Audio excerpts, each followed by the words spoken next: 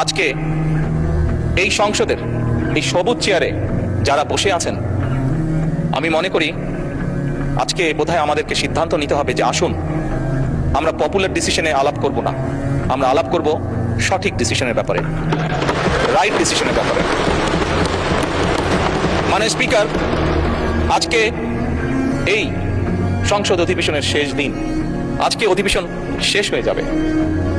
আমার সংসদ নেতা হিসেবে আমার দলের সদস্যদের কাছে, বিরোধী দলীয় বন্ধুদের কাছে, সহকর্মীদের কাছে, সদস্যদের কাছে আমার অনুরোধ থাকবে যে আসুন আগামী অধিবেশন যেটি শুরু হবে সেখানে আমরা আলোচনা করব আমরা কত দ্রুত দেশে বিদ্যুতের সমস্যার সমাধান করতে পারি।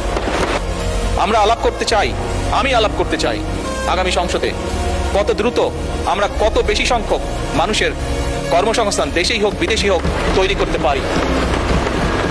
স্পিকার, এই সংসদে দাঁড়িয়ে আমি আলাপ করতে চাই যে আমাদের শিক্ষা প্রতিষ্ঠান, আমাদের হাসপাতালগুলোতে কত দ্রুত শিক্ষা এবং চিকিৎসার সুবিধা আমরা পৌঁছে দিতে পারি।